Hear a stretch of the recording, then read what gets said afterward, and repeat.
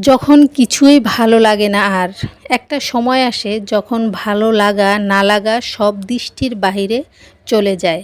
প্রিয় বন্ধুরা, ভিডিওতে অবশ্যই লাইক কমেন্ট শেয়ার করতে ভুলবেন না। তখন বেঁচে থাকাটাই অর্থহীন মনে হয়।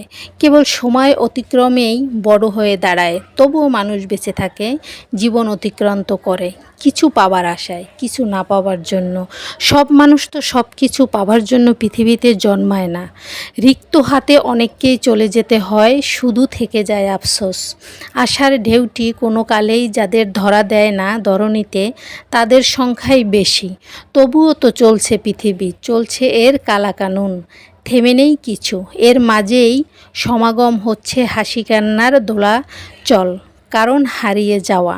পৃথিবী যেখানে অনেক বড়, সেখানে জীবনের হিসেব মেলানোটা অনেক কঠিন। কত সুর, কত গান জুড়ে যায় এমনি সামাজিক অবাহনে। কে তার খবর রাখে? আসলে সব কিছুই সময়ের ধর্তব্যের মাঝে। সময়েই আসল নিয়ামক। কে দৌড়বে আর কে পিছবে নিয়ন্ত্রণকারী একজন, ওই যে একজন উপরে বসে আছেন, যার আকার নেই কিন্তু নিরাকার ভাব নিয়ে সারা পৃথিবীময় যার রাজত্ব। সেই একজন যার ইশারায় ভালো মন্দ, হ্যাঁ কিংবা না নির্ধারিত হয়।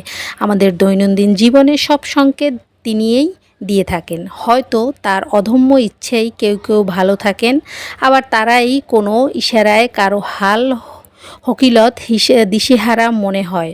তবে ধরনীর নিয়মেই এরকম, সুখ দুঃখের দোলাচল দিয়ে পৃথিবীকে রহস্য আবৃত করে রাখা।